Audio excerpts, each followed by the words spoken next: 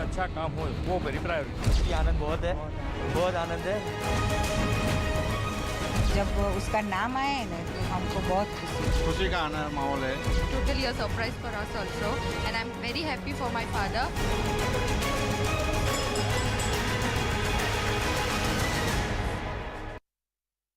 नमस्कार, आप देख रहे हैं न्यूज 18 इंडिया। मैं हूं आपके साथ शिवानी पांडे। गुजरात के नए मुख्यमंत्री के तौर पर भूपेंद्र पटेल कुछ ही घंटों के बाद शपथ लेंगे। उनके शपथ ग्रहण समारोह में गृह मंत्री अमित शाह भी शामिल होंगे, जो थोड़ी देर बाद अहमदाबाद पहुंचेंगे। अमित शाह के अहमदाबाद पहुंचने से पहले ही बीजेपी कार्यकर्ताओं को वहां जमावड़ा लग गया है। उनके स्वागत के लिए ढोल नगाड़े भी बजाए जा रहे हैं।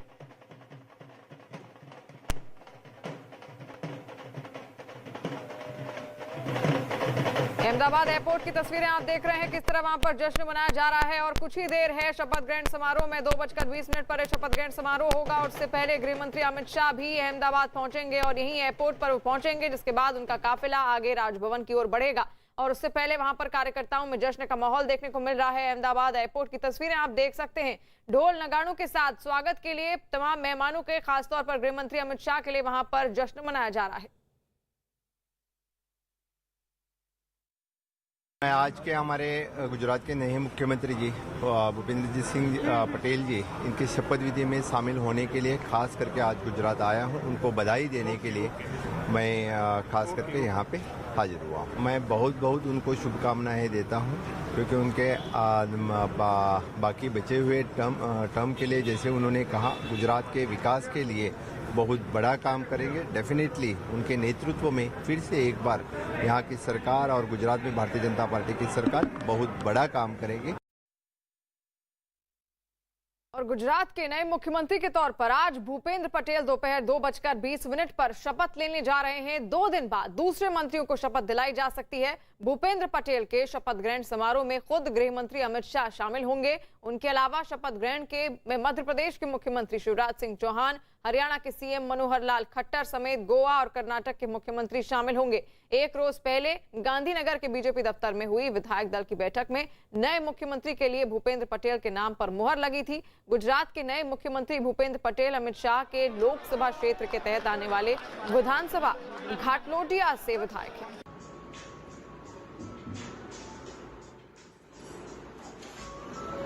यानी आज शपथ ग्रहण समारोह है और तैयारियां हमने आपको दिखाई, किस तरह अब जश्न मनाया जा रहा है। पूरे गुजरात में जश्न का माहौल है। कुछ ही देर में ये शपथ ग्रहण समारोह शुरू होगा 2:20 पर। और 5 तस्वीरें देखिए, किस तरह स्वागत किया जा रहा है भूपेंद्र पटेल का। हर जगह लोगों में खुशी का माहौल है, खासतौर पर जो बीजेपी कार्यकर्ता हैं, जो समर्थक हैं भूपेंद्र पटेल के, उनमें खुशी का माहौल देखने को मिल रहा है। और इसी के साथ सिलसिला शुरू हो गया है, जहां पर तमाम मंदिरों में भगवान का आशीर्वाद लेने भी भूपेंद्र पटेल पहुंच रहे हैं।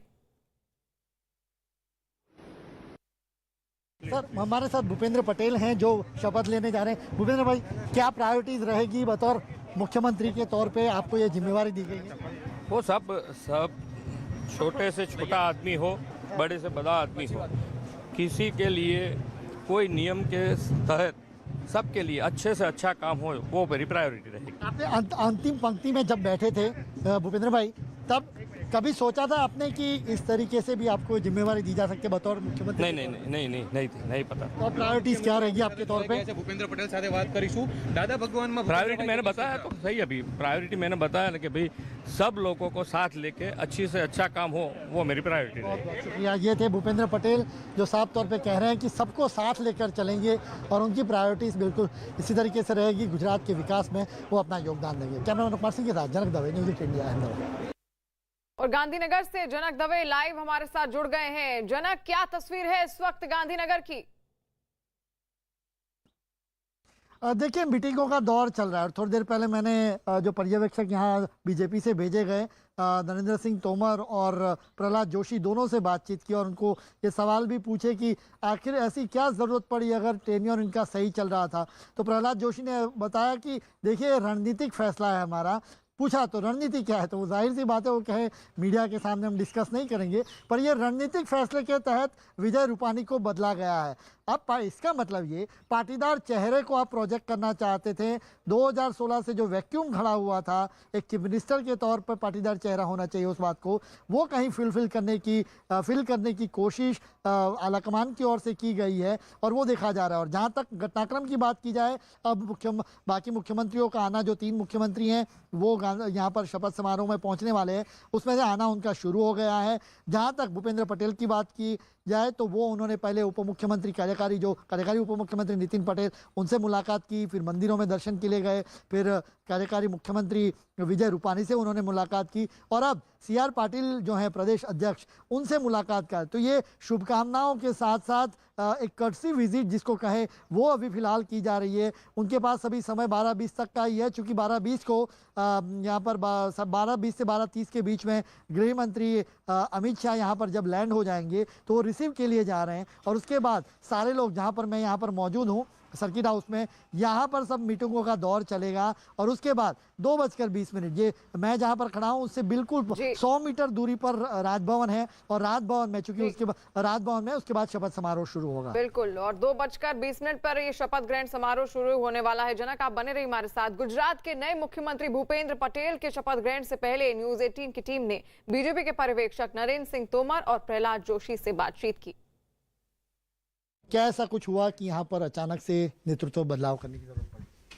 देखिए, स्वाभाविक रूप से तो पार्टी की व्यवस्था है और अभी विजयभाई रूपानी जी ने रिजाइन किया तो नए नेता के चयन की आवश्यकता पड़ी और नए नेता के रूप में विधानमंडल दल ने सर्वसम्मति से भूपेंद्र पटेल जी का नाम चयनित किया है। आज उनकी शपथ हो जाएगी और वो मुख्यमंत्री के रूप में काम करेंगे और मुझे लगता है उनका कार्यकाल सफल होगा और उनके साथ सभी लोग मिलकर काम करेंगे तो हम पहले से अधिक सीटें 2022 में जीतेंगे। सर, ये भी कहा जाए कि उप मुख्यमंत्री नितिन पटेल काफ़ी कुछ नाराज़ दिख रहे थे, उन्होंने भी दावेदारी पेश की थी कि मुझे बनाया जाए, इस तरीके की बात भी रही है। ये मैं समझता हूँ ये वैसी बात है। नितिन पटेल जी कल दोपहर पर मेरे साथ थे, शाम को भी मेरे साथ थे, रात को 12 बजे तक भी हम साथ थे। उनके मन में कोई ऐसी नाराज़गी नहीं है। सभी लोगों ने मिलकर भूपेंद्र पटेल जी को चयन किया है। विजयभाई रूपानी जी ने उनके नाम का प्रस्ताव किया। नितिन भाई पटेल और भूपेंद्र चुड़ासमा सहित 6-7-8 लोगों ने उसका समर्थन किया और पूरे विधानमंडल ने उसकी समर्थन किए। जोशी साहब, 2016 में भी बदलाव किया गया, विजयभाई को जिम्मेवारी दी गई, वापस 2022 आया तब ये जिम्मेवारी बदली गई। क्या ऐसी ज़रूरत पड़ जाती है बीजेपी में कि मुख्यमंत्री बदलने पड़ते हैं? नहीं, जब देखिए नया नेतृत्व को सौंपाना, ऐसे जब निर्णय हुआ, स्वयं रूपानी जी राष्ट्रीय नेतृत्व बैठ के तो जब चर्चा कर रहे थे कि लगा कि नया नेतृत्व को अभी जिम्मेदारी सौंपना है। ये तो भारतीय जनता पार्टी में नया व्यक्ति को जिम्मेदारी देना ये प्रक्रिया अत्यंत स्वाभाविक है। तो इसका अर्थ ये नहीं कि सिर्फ चुनाव ही मद्देनज़र रखते हुए एक ये है, और ये भी नहीं है कि पहले जो मुख्यमंत्री वो काम भी अच्छा नहीं किया, ये भी बिल्कुल गलत है। रूपानी साहब तो बहुत बढ़िया काम किया है, लेकिन एक पॉलिटिकल स्ट्रेटजी के कारण हो और एक नया स्ट्रेटजी क्या? वो स्ट्रेटजी हम आपको नहीं बोलते, स्ट्रेटजी हमारा आंतरिक रहता है, क्योंकि आगे का स्ट्रेटजी हमको करना है, तो स्ट्रेटजी पब्लिक करने के लिए नहीं होता है। तो इसीलिए हम सोच समझ के भारतीय जनता पार्टी के राष्ट्रीय नेतृत्व तो निर्णय किया है और स्वयं उसको रूपानी साहब ने स्वीकार किया है। नया नेतृत्व को सौंपने से पार्टी को फायदा होगा करके उन्होंने निर्णय किया है। गुजरात के नए मुख्यमंत्री भूपेंद्र पटेल पर उत्तर प्रदेश के डिप्टी सीएम दिनेश शर्मा ने क्या कहा है, इसे आपको सुनाते हैं। मुंबई में एक दर्दनाक घटना हुई है, साकिना का बलात्कार कांड हुआ है और मुंबई पुलिस उसकी जांच कर रही है। शिवसेना ने आज सामने और कुछ ही देर में आपको बता दें कि गुजरात में शपथ ग्रहण समारोह होगा। उससे पहले की हलचल और तस्वीरें हम लगातार आप तक पहुंचा रहे हैं। भूपेंद्र पटेल आज मुख्यमंत्री पद की शपथ लेंगे गुजरात में और उससे पहले मेहमानों के आने का सिलसिला जो है वो शुरू हो गया है। अहमदाबाद एयरपोर्ट की हमने तस्वीर आपको दिखाई, किस तरह वहां पर जश्न का माहौल है। गांधीनगर से जनक दवे लगातार हमारे साथ लाइव जुड़े हुए हैं। जनक, कौन से खास मेहमान हैं जो केंद्र से भी आ रहे हैं और गुजरात में भी पहुंचेंगे आज शपथ ग्रहण समारोह में? देखिए शिवानी, मेरे पास जो पुख्ता जानकारी है उसके मुताबिक कोरोना प्रोटोकॉल, कोविड प्रोटोकॉल जिसे कहें, उसको लेकर केवल 650 लोगों को न्योता दिया गया है, जिसमें रिश्तेदार भी होंगे, हाईकोर्ट के जजेस होंगे, वीवीआईपी होंगे, और जो सबसे ज़्यादा इम्पोर्टेंट है वो गृह मंत्री अमित शाह होंगे। उसके साथ साथ बाकी 3 राज्यों के मुख्यमंत्री, कर्नाटका, गोवा और मध्य प्रदेश, ये 3 मुख्यमंत्री यहाँ पर होंगे। तो 650 लोग टोटल जो संख्या गिनी जाए, जो वीआईपी जिनको न्योता दिया गया आधिकारिक तौर पर राजभवन की ओर से कि इस तरीके से जो शपथ समारोह हो रहा है, तो 650 लोग होंगे और उनकी मौजूदगी में ये शपथ समारोह होगा। कोविड प्रोटोकॉल को ध्यान में रखते हुए, सोशल डिस्टेंसिंग को ध्यान में रखते हुए ये सारी चीज़ें वहाँ पर करने के लिए कहा गया है। तो हमें थोड़ी देर बाद वहाँ पर जाने की इजाज़त होगी, तो वहाँ की तस्वीरें भी मैं राजभवन की किस तरीके की तैयारियाँ हैं वो भी हमें दर्शकों तक मैं पहुँचाऊँगा यहाँ से। लेकिन अब तक जो सारी तैयारी है शपथ समारोह की वो पूरी हो चुकी है और मनोनीत मुख्यमंत्री हैं भूपेंद्र पटेल, वो अभी कर्सी विजिट्स जो कहें राजनीतिक तौर पर, जिनके बड़े जो वरिष्ठ लोग हैं पार्टी में, उनसे लगातार मिल रहे हैं, क्योंकि इनके पास BL संतोष और रत्नाकर जी हैं संगठन महामंत्री, उनसे भी जाके उनको मिलना है। तो इस तरीके से कर्सी कॉल जो है मुलाकातों का वो अभी चल रहा है। 12:20 तक ये मौका ये चलता रहेगा, क्योंकि उसके बाद गृह मंत्री अमित शाह, केंद्रीय गृह मंत्री अमित शाह यहाँ पर पहुंचने वाले हैं। बिल्कुल, यानी उससे पहले मुलाकातों का जो दौर है वो लगातार अभी भी जारी है और भूपेंद्र पटेल के लिए कई सारी बधाइयां भी आ रही हैं और कई लोगों से वो मिलने भी जा रहे हैं खुद। और आज दोपहर 2:20 पर भूपेंद्र पटेल गुजरात के नए मुख्यमंत्री के तौर पर शपथ लेंगे। लेकिन उससे पहले वो राज्य के डिप्टी CM नितिन पटेल के घर पहुंचे और उनसे मुलाकात की। तस्वीरें आप देख सकते हैं, डिप्टी CM नितिन पटेल से मुलाकात करने खुद पहुंचे भूपेंद्र पटेल और आज 2:20 पर उनका शपथ ग्रहण समारोह है। नितिन पटेल खुद वहां पर मौजूद होंगे और उससे पहले की तैयारियां हमने आपको दिखाई। हवा फिर से खराब होने लगेगी। 10 अक्टूबर से नवंबर के अंत तक लगभग दिल्ली की हवा फिर खराब हो जाती है और उसका बड़ा कारण है कि आसपास के कई राज्यों से पराली का धुआं, जो पराली जलाई जाती है उसका धुआं जो आता है, उसकी वजह से हवा दूषित होती है। अभी तक हम कहते थे कि सारी सरकारें एक दूसरे के ऊपर आरोप लगाती थी। राज्य सरकारें कहती थी केंद्र सरकार कुछ पैसा नहीं दे रही है, केंद्र सरकार कहती थी राज्य सरकार काम नहीं कर रही है। लेकिन एक दूसरे के ऊपर छीटाकशी करने से तो काम नहीं चलता ना, हमें समाधान निकालना है और दिल्ली सरकार समाधान निकालने पे विश्वास रखती है। पिछली साल दिल्ली सरकार ने समाधान निकाला। पूसा इंस्टीट्यूट ने एक बायो डिकम्पोज़र बनाया है। ये बायो डिकम्पोज़र क्या कहता है? पहले तो हम ये समझ लें कि पराली की समस्या क्या है। धान की फसल लगभग अक्टूबर के महीने में किसान काटता है। जो जब धान की फसल कटती है तो धान की फसल कटने के बाद इतना इतना तना उसका नीचे रह जाता है, उसको डंठल कह लीजिए, तना कह लीजिए, उतना रह जाता है, इतना इतना तना नीचे ज़मीन पे रह जाता है। इसको पराली कहते हैं। इसके बाद किसान को थोड़ा ही समय मिलता है, 20-25 दिन का समय मिलता है, उसके बाद उसे गेहूं की बुआई करनी होती है, तो समय बहुत कम होता है। इस समय के बीच में किसान को इस तने को, इस डंठल से मुक्ति पानी होती है, तो किसान क्या करता है? तीली जला के आग लगा देता है और ये सारी जल जाती है, पराली सारी जल जाती है, खेत साफ हो जाता है और किसान दोबारा गेहूं की बुआई कर लेता है। इसकी वजह से धुआं पैदा होता है। अभी तक हम लोगों ने किसानों को टारगेट किया। जो किसान अपने खेत को जलाएगा उस पर पेनल्टी लगाई जाएगी। सरकारों ने क्या किया? दोष सारा सरकारों का है, दोष किसान का नहीं है। सरकारों को समाधान देना चाहिए था, सरकारों ने समाधान नहीं दिया, सरकारें दोषी हैं।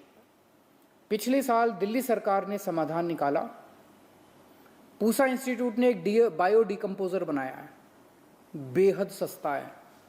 उस बायो डिकम्पोज़र को हमने दिल्ली में टेस्ट किया।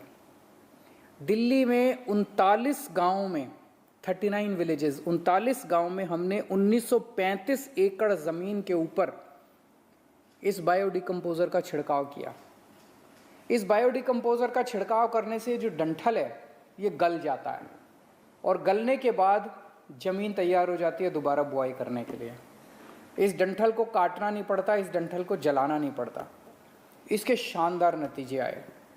तो दिल्ली सरकार के डेवलपमेंट डिपार्टमेंट ने उन सभी किसानों से बात की जिन्होंने इसको इस्तेमाल किया था। सब बेहद खुश थे। फिर हम लोगों ने, दिल्ली सरकार ने एक एयर क्वालिटी कमीशन बनाया है केंद्र सरकार ने प्रदूषण से मुक्ति पाने के लिए। तो हमने एयर क्वालिटी कमीशन में एप्लीकेशन फाइल की। हमने कहा भाई दिल्ली ने अब समाधान दे दिया है। जैसे हमने दिल्ली सरकार में अपने सारे किसानों को मुफ्त हम लोगों ने बायो डिकम्पोजर का छिड़काव उनके खेतों पे कराया, ऐसे ही आस पड़ोस के सारे राज्य सरकारों को निर्देश दिए जाएं कि वो भी अपने अपने किसानों के खेतों में मुफ्त बायो डिकम्पोजर का छिड़काव करें। तो एयर क्वालिटी कमीशन ने कहा भाई आप कह रहे हो बड़ा अच्छा है, इसका थर्ड पार्टी ऑडिट होना चाहिए, कोई इंडिपेंडेंट एजेंसी से ऑडिट कराओ। तो दिल्ली सरकार ने केंद्र सरकार की एक एजेंसी से कहा, वेबकॉस केंद्र सरकार की एक संस्था है, हमारी नहीं है, दिल्ली सरकार का उस पर कोई कंट्रोल नहीं है। वेबकॉस एक एजेंसी है केंद्र सरकार की, उसको कहा कि आप इसका ऑडिट कीजिए, आप इसकी जांच कीजिए और देखिए कि जो दिल्ली सरकार ने ये बायो डिकम्पोजर का इस्तेमाल किया है क्या ये अच्छा है, इसके क्या नतीजे हैं। वेबकॉस की अब रिपोर्ट आई है, उन्होंने पूरी अपनी जांच कर ली है। उन्होंने जांच लगभग 4 जिलों के 15 गांवों में जाके उन्होंने 79 किसानों से बात की और 79 किसानों से बात करने के बाद उन्होंने साफ साफ अपनी रिपोर्ट में लिखा है, केंद्र सरकार की एजेंसी ने लिखा है कि बायो डिकम्पोजर का इस्तेमाल करने से दिल्ली के किसान बेहद खुश हैं। इसके जो नतीजे आए वो बड़े उत्साहवर्धक हैं। 90% किसानों ने कहा कि 15 से 20 दिनों के अंदर उनकी पराली गल गई और उनकी ज़मीन तैयार हो गई अगली गेहूं की फसल बोने के लिए। किसानों ने बताया कि पहले 6 से 7 बार, गेहूं बोने से पहले 6 से 7 बार खेतों की जुताई करनी पड़ती थी। बायो डिकम्पोजर को इस्तेमाल करने से 1 से 2 बार जुताई करने से ही काम चल गया, फायदा हुआ बहुत। खेतों में जो ऑर्गेनिक कार्बन था उसकी मात्रा पहले से 40% तक ज़्यादा मात्रा बढ़ गई। ऑर्गेनिक कार्बन भी बढ़ गया बायो डिकम्पोजर को इस्तेमाल करने से। बायो डिकम्पोजर को इस्तेमाल करने से वो पराली जो है वो एक तरह से खाद के रूप में कन्वर्ट हो गई और तो 40% तक वृद्धि हुई कार्बन के कंटेंट में। नाइट्रोजन की मात्रा 24% तक बढ़ गई उसमें मिट्टी में। बैक्टीरिया जो है 7 गुना बैक्टीरिया बढ़ गया। जो मिट्टी थी, मिट्टी के अंदर जो उपजाऊ बैक्टीरिया होता है जो उसमें फसल उगाने में मदद करता है, उसके अंदर बैक्टीरिया 7 गुना बढ़ गया और फंगस जो है जो कि फायदा पहुंचाती है फसलों को, वो 3 गुना बढ़ गई। मिट्टी की क्वालिटी जो है उसमें इतना सुधार हुआ कि गेहूं का अंकुरन 17 से 20% तक बढ़ गया।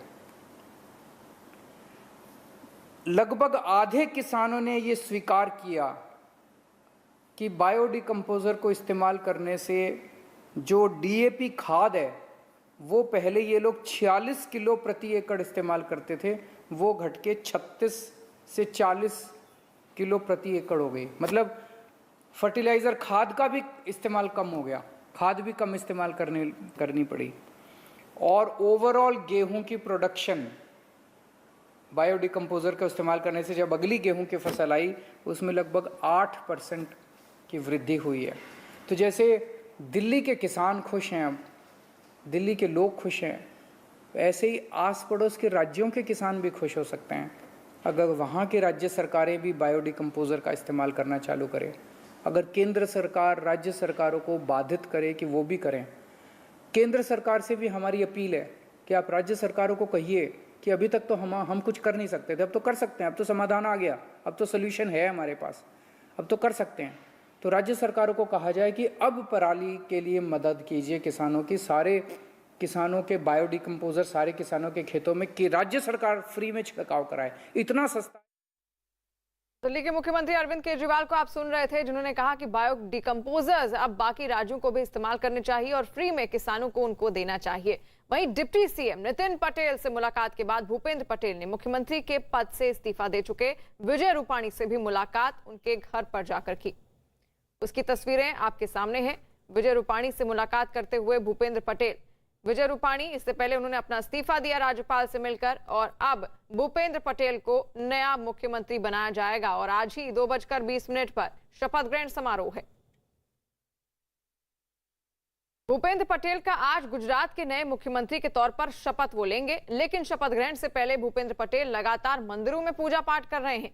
सबसे पहले उन्होंने घर पूजा की, उसके बाद वो साईं मंदिर पहुंचे और फिर उन्होंने स्वामीनारायण मंदिर में भी जाकर पूजा अर्चना की और उसी की कुछ तस्वीरें आपके सामने हैं। स्वामीनारायण मंदिर वो गए थे और साईं मंदिर भी उससे पहले वो गए और फिर घर पर भी उन्होंने अपने पूजा पाठ की, यानी कि मंदिरों में जाने का दौर भी अब शुरू हो गया है। भूपेंद्र पटेल 2:20 पर शपथ ग्रहण समारोह उनका है।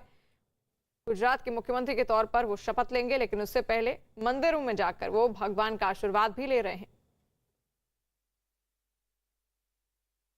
गुजरात के अगले मुख्यमंत्री के तौर पर भूपेंद्र पटेल के नाम का ऐलान होने के बाद उनके बेटे अनुज पटेल से न्यूज 18 ने एक्सक्लूसिव बातचीत की, जिसमें उन्होंने कहा कि विधायक दल की बैठक के लिए जब उनके पिता घर से निकले थे तब ये अंदाजा नहीं था कि उन्हें राज्य के मुख्यमंत्री के तौर पर चुना जाएगा। भूपेंद्र पटेल के बेटे हमारे साथ हैं। आपके पिता का नाम मुख्यमंत्री के तौर पर चयन है, किस तरीके से देखते हैं? पहली बहुत अच्छा, और अभी बहुत आनंद हो रहा है। और जो भारतीय जनता पार्टी ने जो विश्वास दिया है और अपने प्रधानमंत्री जी है जो उन्होंने विश्वास दिया है, तो उसी तरह से आगे बढ़ेंगे विकास के कार्यों में। क्या आज सुबह जब पापा घर से निकले क्या लगा था कहीं? नहीं, कुछ भी नहीं लगा था। और नाम जब जाहिर हुआ था तब भी मैं ऐसा ही था कि नहीं, मेरे फादर का नाम नहीं आने वाला है, तो फिर आ गया है, तो हमें भी आनंद बहुत है, बहुत आनंद है। ठीक है, शपथ कब ले रहे हैं मुख्यमंत्री? वो मुझे पता नहीं है, वहाँ से अंदर से जो आएगा वहीं से। बिल्कुल, तो देखिए उनके परिवार के सदस्य हैं जो जाहिर तौर पर खुशी जाहिर कर रहे हैं, क्योंकि उन्हें भी पता नहीं था कि उनके पिता जब यहाँ से निकले, घर से निकले पार्टी दफ्तर के लिए, और वहाँ जाकर उनका नाम बतौर मुख्यमंत्री के तौर पर होगा, ये भी उनको अंदेशा नहीं था। लेकिन यही होता है कि एक आखिरी पंक्ति में बैठा कार्यकर्ता बीजेपी का कभी कभार बीजेपी में मुख्यमंत्री भी बन जाता है। गुजरात के नए मुख्यमंत्री पद के लिए भूपेंद्र पटेल के नाम के ऐलान के बाद उनके घर पर खुशियां मनाई जा रही हैं। दरअसल भूपेंद्र पटेल को भी अंदाजा नहीं था कि उन्हें राज्य की बागडोर सौंप दी जाएगी। वो गांधीनगर के बीजेपी दफ्तर में हुई विधायक दल की बैठक में पीछे बैठे थे, तभी उनके नाम का ऐलान हुआ और अब उनके घर पर बधाई देने वालों का तांता लग गया है।